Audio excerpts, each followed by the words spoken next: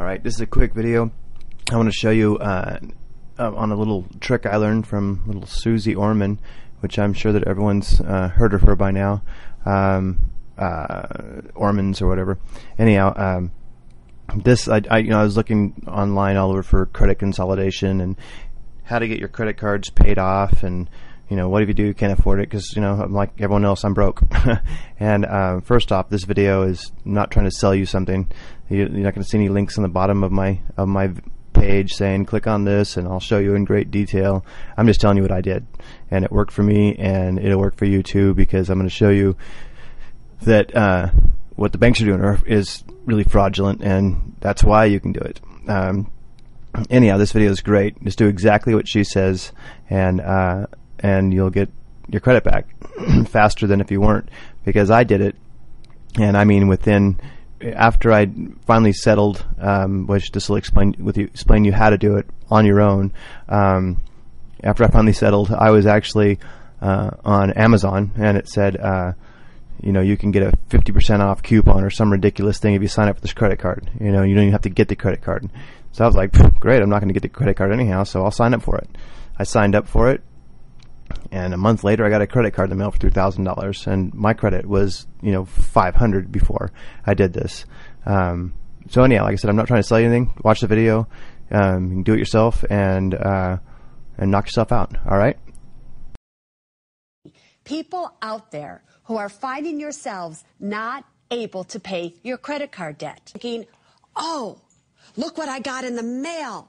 Here's a company that says if I go to them, they can get me out of this credit card debt. They can settle this debt for me. Well, now I want you to listen to me, because I do not want you to do that. You can do something on your own that will cost you a lot less. Listen up. When you go to a debt settlement company, what they do is they have you not pay your credit cards for a long period of time. Now, that's not a big deal because you're already not paying your credit cards. But you take whatever money you can, you give it to them, so they save it for you. You usually have to pay them $700, $1,000 up front. They then finally make a settlement with the credit card company, usually for 40, 50, 60 cents on the dollar. Whatever they settle for, you then have to also pay them a percentage, so they make their money that way. You've settled your debt with the credit card company, and you're off and running. Here's the thing, everybody. When you don't have money, $700 or $800 up front is a lot of money. It's more money than you have, number one. Number two, the credit card companies are willing to settle with you directly. Okay, we're going to go back to that in a second. Right now I want to show you this little clip from Zeitgeist to kind of show you how the bank and the Federal Reserve works, so you get a little better understanding about that.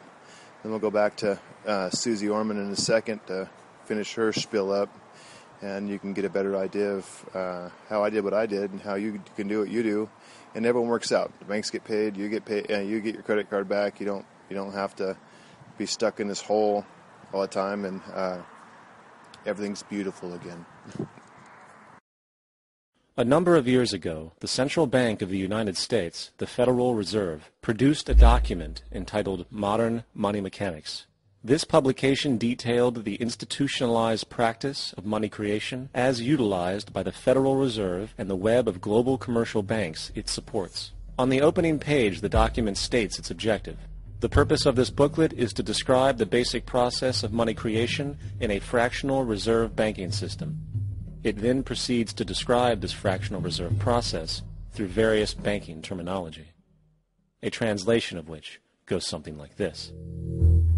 The United States government decides it needs some money, so it calls up the Federal Reserve and requests, say, $10 billion. The Fed replies saying, sure, we'll buy $10 billion in government bonds from you. So the government takes some pieces of paper, paints some official-looking designs on them, and calls them treasury bonds. Then it puts a value on these bonds to the sum of $10 billion and sends them over to the Fed. In turn, the people at the Fed draw up a bunch of impressive pieces of paper themselves, only this time calling them Federal Reserve notes, also designating a value of $10 billion to the Fed. The Fed then takes these notes and trades them for the bonds. Once this exchange is complete, the government then takes the $10 billion in Federal Reserve notes and deposits it into a bank account. And upon this deposit, the paper notes officially become legal tender money, adding $10 billion to the U.S. money supply. And there it is. $10 billion in new money has been created. Now, government bonds are, by design, instruments of debt. And when the Fed purchases these bonds, with money it essentially created out of thin air, the government is actually promising to pay back that money to the Fed. In other words, the money was created out of debt. So the exchange has been made, and now $10 billion sits in a commercial bank account. Here's where it gets really interesting. For as based on the fractional reserve practice, that $10 billion deposit instantly becomes part of the bank's reserves, just as all deposits do. And regarding reserve requirements, as stated in modern money mechanics, a bank must maintain legally required reserves equal to a prescribed percentage of its deposits. It then quantifies this by stating, under current regulations, the reserve requirement against most transaction accounts is 10%.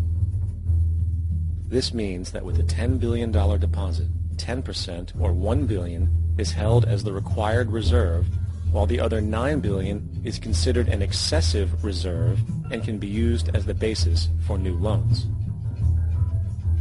Now, it is logical to assume that this $9 billion is literally coming out of the existing $10 billion deposit. However, this is actually not the case. What really happens is that the $9 billion is simply created out of thin air on top of the existing $10 billion deposit. This is how the money supply is expanded. As stated in modern money mechanics, of course they, the banks, do not really pay out loans from the money they receive as deposits. If they did this, no additional money would be created. What they do when they make loans is to accept promissory notes, loan contracts, in exchange for credits, money, to the borrower's transaction accounts. In other words, the $9 billion can be created out of nothing simply because there is a demand for such a loan and that there is a $10 billion deposit to satisfy the reserve requirements. Now, let's assume that somebody walks into this bank and borrows the newly available $9 billion. They will then most likely take that money and deposit it into their own bank account. The process then repeats, for that deposit becomes part of the bank's reserves. 10% is isolated, and in turn 90% of the $9 billion, or $8.1 billion, is now available as newly created money for more loans. And, of course, that 8.1 can be loaned out and redeposited, creating an additional 7.2 billion, to 6.5 billion, to 5.9 billion, etc. This deposit money creation loan cycle can technically go on to infinity. The average mathematical result is that about $90 billion can be created on top of the original $10 billion. In other words, for every deposit that ever occurs in the banking system, about 9 times that amount can be created out of thin air. As dysfunctional and backwards as all of this might seem, there is still one thing we have omitted from this equation. And it is this element of the structure which reveals the truly fraudulent nature of the system itself. The application of interest. When the government borrows money from the Fed, or when a person borrows money from a bank, it almost always has to be paid back with accrued interest. In other words, almost every single dollar that exists must be eventually returned to a bank with interest paid as well. But if all money is borrowed from the central bank and is expanded by commercial banks through loans, only what would be referred to as the principal is being created in the money supply. So then, where is the money to cover all of the interest that is charged? Nowhere. It doesn't exist. The ramifications of this are staggering, for the amount of money owed back to the banks will always exceed the amount of money that is available in circulation. This is why inflation is a constant in the economy, for new money is always needed to help cover the perpetual deficit built into the system, caused by the need to pay the interest. What this also means is that mathematically, defaults and bankruptcy are literally built into the system, and there will always be poor pockets of society that get the short end of the stick. An analogy would be a game of musical chairs, for once the music stops, somebody is left out to dry. And that's the point. So if you find that you are in a situation where you are already behind, it's already been charged off, or it's gone to a collection agency, or it's about to, if you do have some money, let's say you owe $17,000, $24,000 to some credit card company that's now in collection. If you have $6,000, $7,000, don't be surprised that if you called the collection agency directly, that they won't settle with you. Of course they will. They rather get something rather than nothing. So it is very, very important to understand you have what it takes to do this on your own. Now, if you do it on your own, I want you to follow these steps. If you make a settlement, you are not to pay that settlement with a check from your personal bank account. Do you understand? You are to pay it with either a cashier's check or a money order. I do not want these companies to know your bank that you happen to be banking with. On the check, you are to write, if this check is cashed, that makes this account, put your account number, settled in full. Number two, when you do that, you are to also ask them, if you are to settle this debt, you want it to appear on your credit report that this debt is paid in full. You do not want the words settled. You want paid in full, because if the credit report says settled, future creditors will know that this is an account that you obviously settled on and that therefore you are a high risk. So you don't want that to happen. Next, if you are settling a debt yourself with a collection agency that purchased that debt from your original creditor, you also want to know that the original creditor can never come back at you for the difference of what you settled and what you originally owed. So you need to get all of that in writing.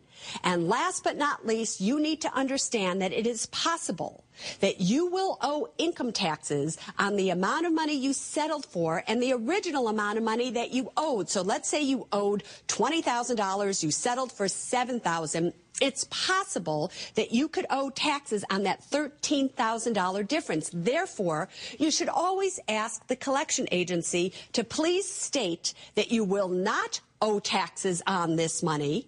And if they won't state that, also understand that if you are insolvent, which means you owe more than what you have, technically the IRS is not going to make you pay taxes on it. So check it all out so you don't spend money that you don't have. If you do all that, you don't need one of these debt settlement companies, and it will save you a lot of money. All right, so that's it in a nutshell. Take with it what you want. I'm telling you that it did work for me, and I've done it about 3 times now with me and my wife's credit cards, and now we both have credit that we'll never use, but we got it, and it really blew me away. And at the time, I already knew how the financial market worked, so I just didn't care. And then, I figured if I had the money, I'll do it. And then I saw her video and I was like, well, cool, let's try it. So now I have credit cards. If something comes up, hopefully I'll never ever have to use them. But if I did and I do it again, I would do it again.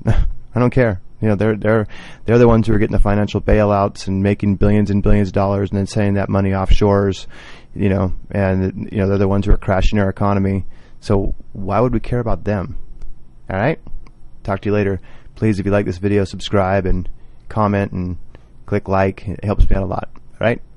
Talk to you guys soon. Have a good day. During the American Civil War, President Lincoln bypassed the high-interest loans offered by the European banks and decided to do what the Founding Fathers advocated, which was to create an independent and inherently debt-free currency. It was called the greenback. Shortly after this measure was taken, an internal document circulated between private British and American banking interests stated, "Slavery is but the owning of labor, and carries with it the care of laborers, while the European plan is that capital shall control labor by controlling wages." this can be done by controlling the money. It will not do